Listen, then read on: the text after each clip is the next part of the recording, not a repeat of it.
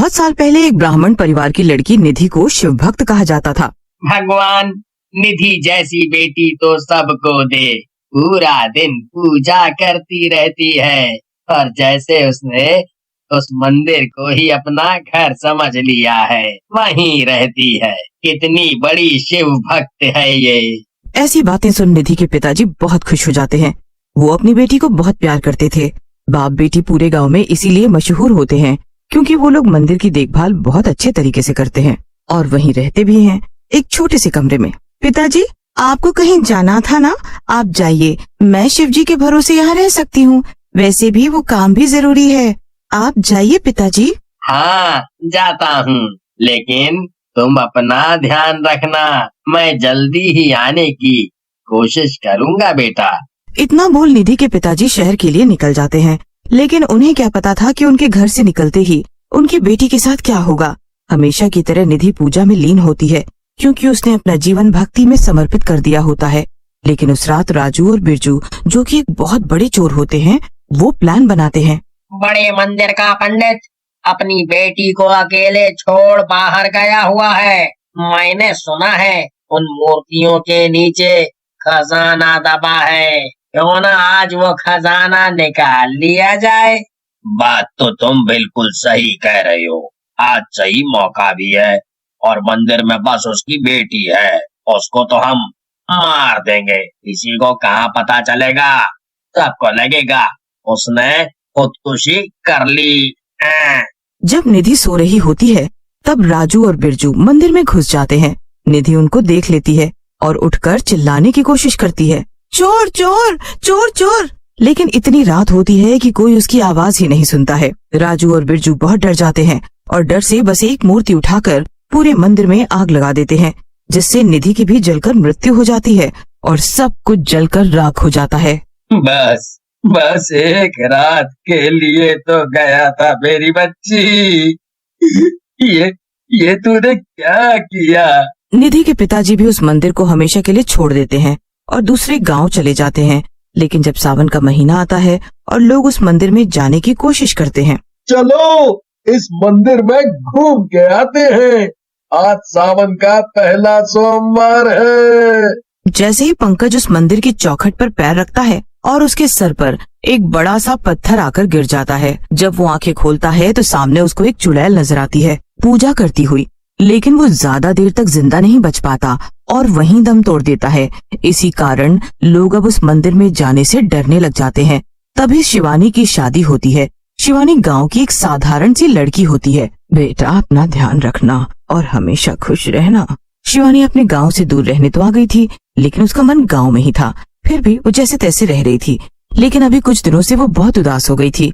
उसका ऐसा उदास चेहरा देख उसके पति ने उससे कहा, क्या हुआ शिवानी, तुम आजकल बहुत उदास रहती हो। अगर कोई बात मन में है तो तुम मुझे बता सकती हो। मम्मी पापा की बहुत याद आ रही है, बस और कुछ नहीं। बात तो हुई है, लेकिन मुझे उन्हें देखना है और सावन में मैं कभी गांव में नहीं रही। पता नहीं क्यों मम्मी पापा मुझे बाहर भेज दिया करते थे। इस बार उन्हें मैं सरप्राइज देना चाहती हूँ और पता भी करना चाहती हूँ कि क्यों मैं कभी अपने गांव का सावन नहीं देख पाई। अच्छा ठीक है, सावन आने में अभी कुछ दिन है ना। 1-2 दिन में मुझे छुट्टी मिलेगी तो चलेंगे, हम दोनों घूम कर आएंगे। अब खुश? शिवानी खुश हो जाती है और सावन का महीना आने ही वाला होता है। फाइनली मैं देख पाऊंगी मम्मी पापा क्यों मुझे हमेशा भेज देते थे। पवन को छुट्टी मिल जाती है और वो शिवानी के साथ शिवानी के गाँव तुम्हें सावन में ही क्यों जाना है अपने यहाँ? और गांव के लोग तो खाली होते हैं, वो अक्सर ऐसी ही बातें बनाते हैं।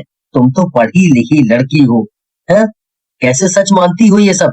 वो कहते हैं कि गांव का जो सबसे पुराना मंदिर है ना, शिवपुर महादेव, वो मंदिर सालों से ही बंद है। लेकिन सब कहते हैं वो बस एक दिन खुलता है, वो भी सावन की अमावस्या को। वो भी अपने आप ही खुल जाता है।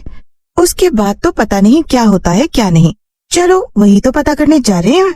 वहाँ जाकर पता करते हैं कि आखिर सावन के महीने में मुझे क्यों भगा दिया जाता था और आखिर गांव में ये बातें क्यों होती हैं। पवन और शिवानी अब गांव पहुंच जाते हैं। गांव पहुंचकर वो अपने माँ बाप से मिलती है। माँ बाप उसे देखकर खुश तो होते हैं, लेकिन थोड़ा अफसोस भी करते हैं क्योंकि वो सावन के महीने में जो आए होते हैं। बेटा, अब तो मिल लिए ना हमसे, अब यहाँ क्यों रुकना है? अब यहाँ से चली जाओ और दामाद जी को भी ले जाओ। यहाँ कुछ नहीं रखा है, 1 महीने बाद फिर आना। नहीं पापा, आप लोग हमेशा ही ऐसे करते हैं। इस बार मैं सावन में यहीं रहूंगी। रात होते ही मंदिर में घंटियों की आवाज आने लगती है और किसी स्त्री की धीमी सी आवाज में मंत्रोच्चार गूंजने लगता है। ये इतनी रात गए पूजा कौन कर रहा है? वो भी उस मंदिर से आवाज आ रही है। सो जाओ शिवानी, कल देख लेना खुद उठकर। गांव वाले घंटी की आवाज से बहुत डरते थे। उनका मानना था कि ये कोई इंसान पूजा नहीं कर रहा बल्कि चुड़ैल पूजा कर रही है। लगता है फिर से वो चुड़ैल आ चुकी है। फिर से घंटी बजने लग गई लोगों के यहाँ। जब सावन आता होगा तो सबको खुशी होती होगी, लेकिन हमारे यहाँ जब भी सावन आता है तो हमें डर लगने लग जाता है। लो, आ गया सावन। 2023 की सावन अमावस्या आ चुकी थी। गांव के लड़के रवि ने अपने दोस्तों से शर्त लगाई कि वो मंदिर के अंदर जाकर वीडियो रिकॉर्डिंग करेगा और सबूत लाएगा कि ये सब मन गढ़ंत है। देख रवि, हमेशा हर चीज का मजाक नहीं बनाना चाहिए। क्या पता ये सच हो और कोई सच में पूजा करता हो। मैं तो कहता हूँ ये सब रहने देते हैं। चलो ना पवन, प्लीज मुझे देखना है। हम भी घूम के आते हैं, देखते हैं। बस हम पीछे पीछे जाएंगे और बाहर से देखेंगे। प्रॉमिस, मैं अंदर जाने को नहीं कहूंगी। मन तो पवन का भी होता है देखने का, तो वो शिवानी की बात मान जाता है। वो घर पर ऐसे दिखाते हैं कि वो सो चुके हैं, लेकिन रात को 12 बजे वो दोनों घर से निकल जाते हैं और 12 बजते ही रवि भी अपने घर से निकल जाता है। देखो पवन, मंदिर का द्वार खुला है और वो रवि मंदिर में जाने की कोशिश कर रहा है। रवि ने कैमरा ऑन किया, तभी पीछे से घंटी बजी। वो मुड़ा और देखा एक सफेद साड़ी पहनी स्त्री शिवलिंग के सामने बैठी थी, आंखें बंद। वो रवि को देखकर मुस्कुराई। शिवानी और पवन ये सब छुपकर देख रहे होते हैं।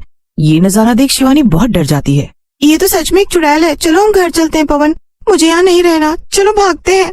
अगर उसने भूल की तो इसका मतलब ये नहीं कि हम भी भूल करें। चलो यहाँ से चलते हैं, रवि अपना जाने। शिवानी और पवन रवि को वहीं छोड़कर चले जाते हैं। मैं वही हूँ जो इस मंदिर में अंतिम बार इंसान के रूप में थी। रवि भागना चाहा, लेकिन उसके पैर जमीन में जैसे जम गए।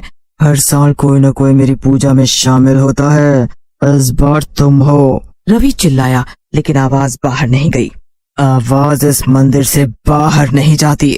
चुड़ैल ने आखिरकार रवि को मार डाला और उसको फिर भगवान शिव के सामने रखकर बोली, आज की बलि महादेव। अगली सुबह गांव वालों ने देखा और मंदिर के अंदर शिवलिंग के पास राख में लिखा था, पूजा पूरी हुई, अगली अमावस्या तक विश्राम। अब गांव में सावन की अमावस्या को कोई बाहर नहीं निकलता। मंदिर के पास एक बोर्ड लगा दिया गया है, यहाँ इंसानों की नहीं, एक आत्मा की पूजा होती है, कृपया दूर रहें। और हर साल अब मंदिर की घंटी खुद बजती है। लोग घरों में दरवाजे बंद करके कांपते हैं, क्योंकि वो जानते हैं पूजा करने वाली चुड़ैल अब सिर्फ शिव की नहीं, इंसानों की आत्माओं की भी उपासना करती है।